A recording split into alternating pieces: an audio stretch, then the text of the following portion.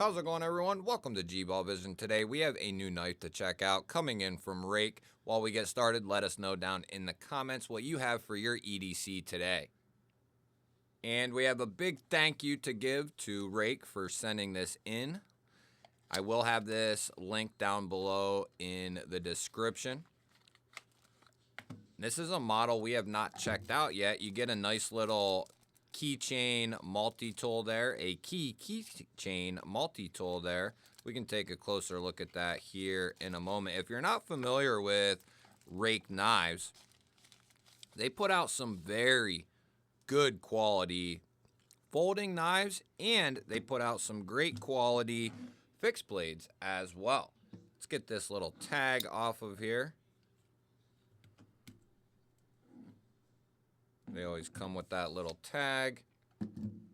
So what we are looking at here is the Ruike P662B. And the B just means black G10. So we're looking at the 662B here. And this is a fantastic little EDC knife right here. These are going to come in right around $35. You're going to be looking at 14C28N, which is a fantastic steel. And it's an amazing steel to pick up at $35 and for it to be done properly, which you will get out of Ruike. They do a great job on their 14C. They do a good job on their quality control. And you're going to get a solid knife. Nice little sheep's foot, drop point style blade. Kind of a modified Wharncliffe, actually. Like a harpoon modified Wharncliffe. And then this is crowned off right here, which is impressive. You have a little bit of jimping here. Now this is going to be a single stud. That kind of looks like it could be a front flipper, but I don't think that it is. I think it just kind of appears that way. I think this is just going to be a single stud release. And then we do have black G10 here.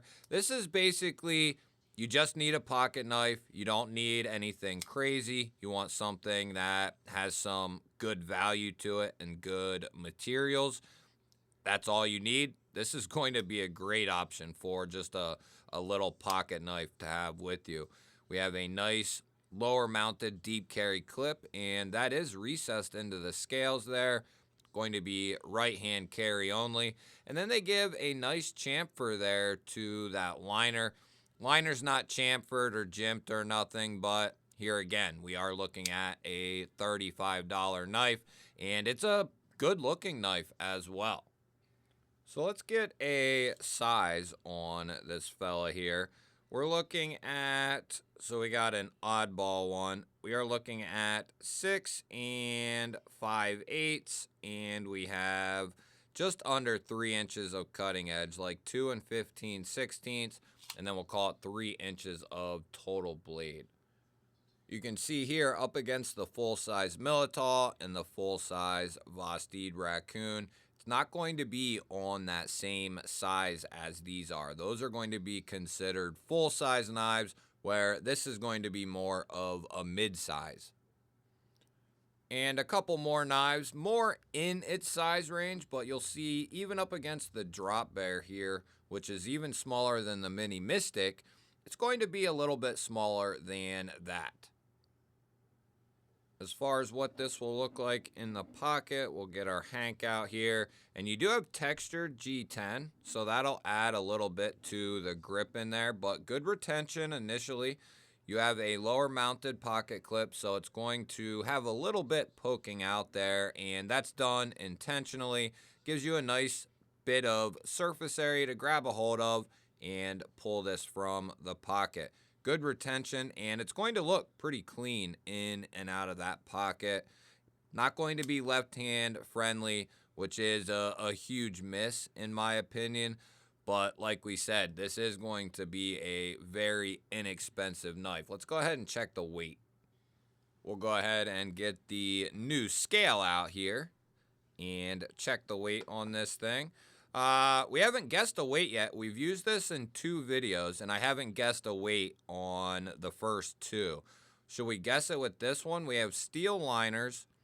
It feels pretty hefty. Let's say 3.3. We got it on ounces. 3.3. 2.3.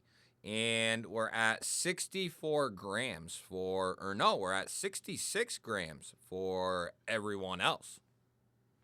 As far as our handle thickness, we are going to be looking at 0.458 there.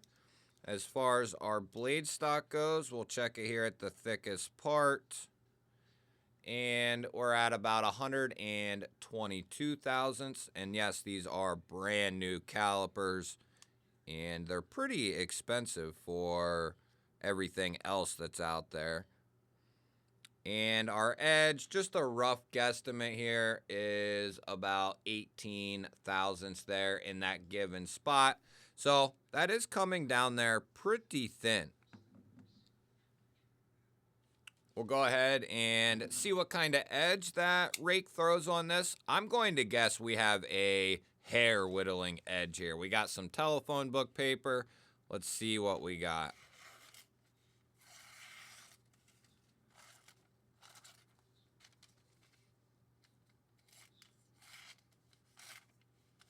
Is there a little booger there?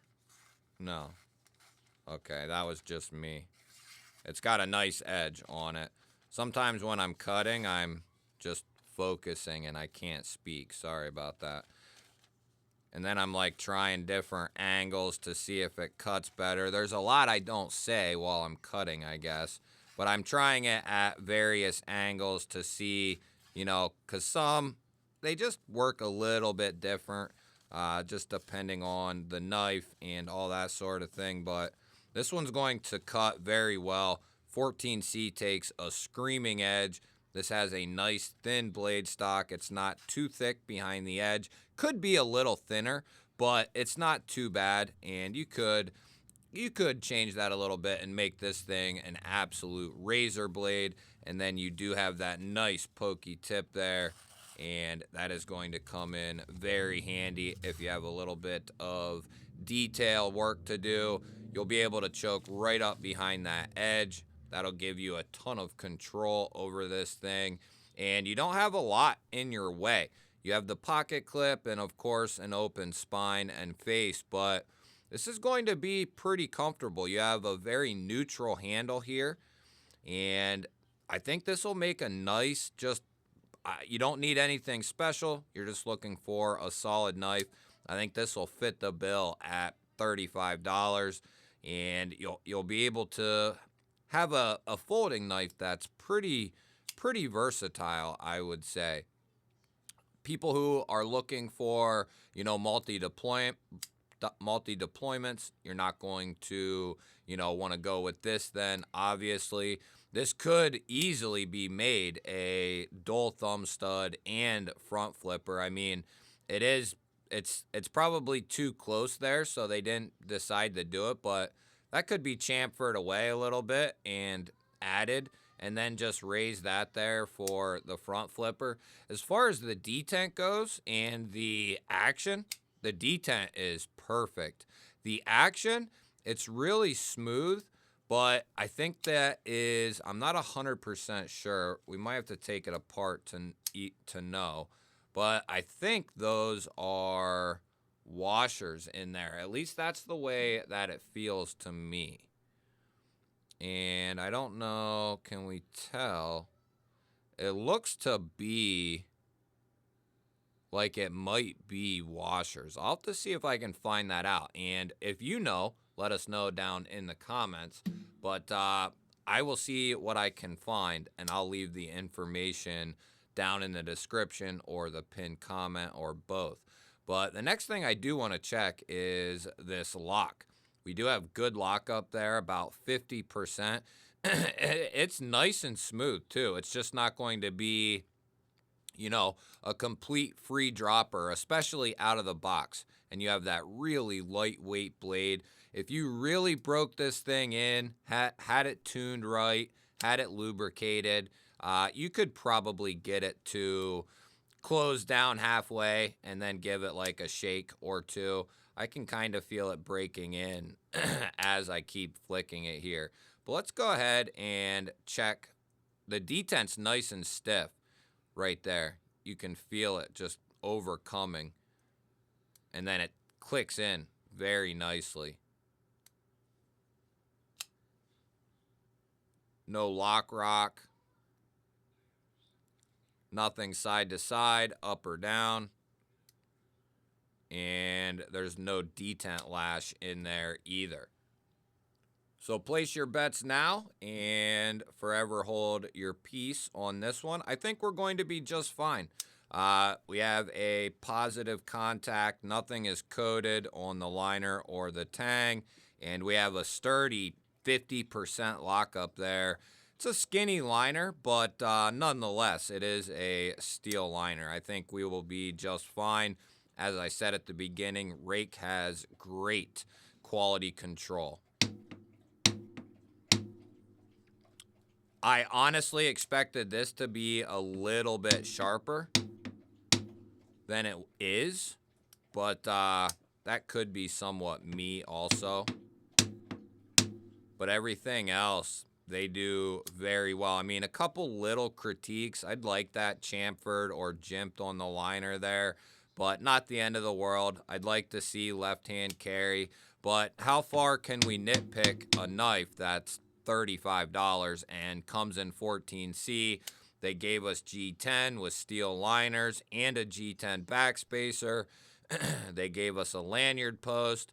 So, I mean, you know, as I've said a couple times, if you just needed a reliable pocket knife, this would fit the bill pretty well. I do want to, let's go ahead and do it one more time. No messing around. We're just going to cut and see.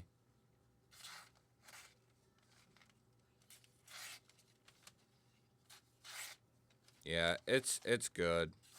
So it's sharp. It's sharp, guys. I'm just being a whiner. Plus, I'm doing too much while I'm trying to cut.